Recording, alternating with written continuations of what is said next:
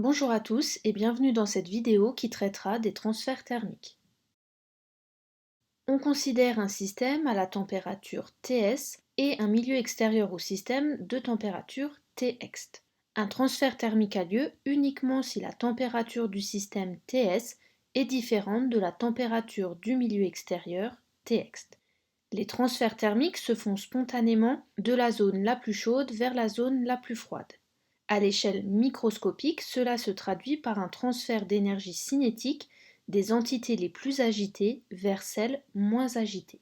De ce fait, si la température du système est supérieure à la température du milieu extérieur, le transfert thermique se fera vers le milieu extérieur. Le système cède de la chaleur au milieu extérieur.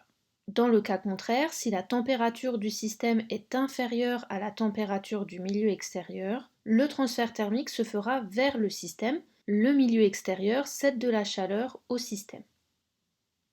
Il existe trois modes de transfert thermique qui peuvent se produire de manière isolée ou de manière simultanée. Le premier mode de transfert thermique est la conduction qui a principalement lieu dans les solides.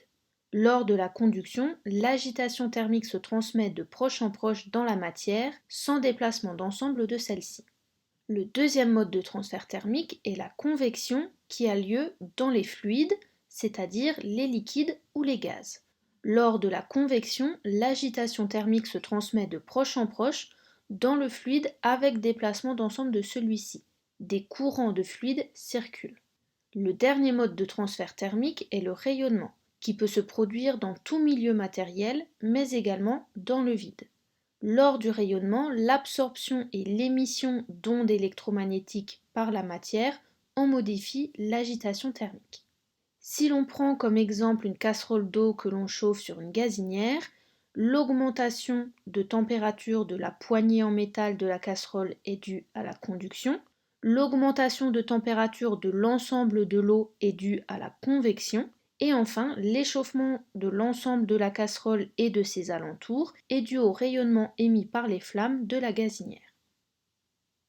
Un transfert thermique ne se fait pas de manière instantanée, mais sur une durée non nulle ΔT. On introduit le flux thermique, noté Φ, qui permet d'évaluer le débit d'énergie lors du transfert thermique. Le flux thermique se définit donc comme le rapport du transfert thermique Q sur la durée du transfert ΔT. Φ est exprimé en watts, Q le transfert thermique en joules et ΔT la durée du transfert en secondes. Cette relation est à connaître. Si Φ est positif, alors le flux est reçu par le système. Au contraire, si Φ est négatif, il est donné par le système.